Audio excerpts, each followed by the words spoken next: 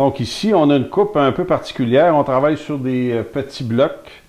Puis on doit venir faire une coupe là, pour ajuster là, notre pièce ici. L'intérêt de travailler avec les stencils, c'est que ça devient facile à ce moment-là de positionner exactement notre guide à la bonne place. On pourrait s'installer aussi sur un plateau de coupe, ça irait bien. On peut s'installer une butée à ce moment-là, puis on pourrait faire cette coupe-là parfaitement. Je voulais juste vous montrer qu'on peut le faire aussi directement sur le banc ici, si on travaille de façon sécuritaire.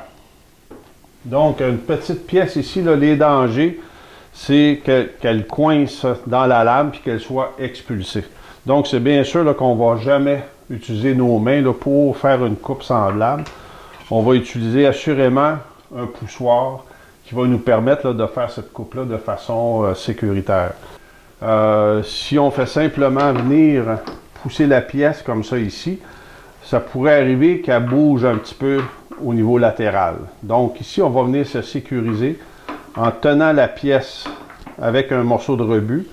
Puis on va être capable de faire une entrée là, qui est très parfaite à ce moment-là. C'est sûr que rendu ici, il ne faut pas pousser sur la lame parce qu'à ce moment-là, la pièce va être expulsée puis ça va être dangereux. Donc, on s'installe, on maintient la pièce, puis on va être en mesure de la pousser de façon sécuritaire dans le banc-ci, même si c'est une petite pièce. Dans ce cas-là, ici, l'utilisation d'un zéro clairance est assez important.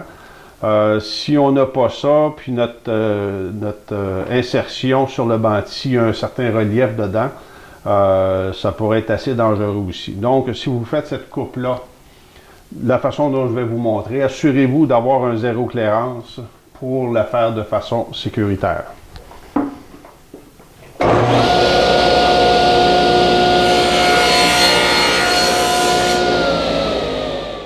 Donc, attendez que votre lame soit arrêtée. À ce moment-là, on peut retirer la pièce, puis on va procéder à la deuxième coupe à ce moment-là.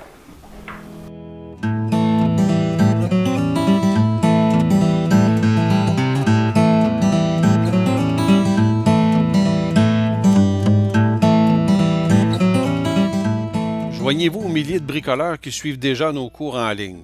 Que vous soyez du Canada, de la France, de la Belgique ou d'ailleurs, vous avez maintenant accès à des formations de qualité en français sur le travail du bois.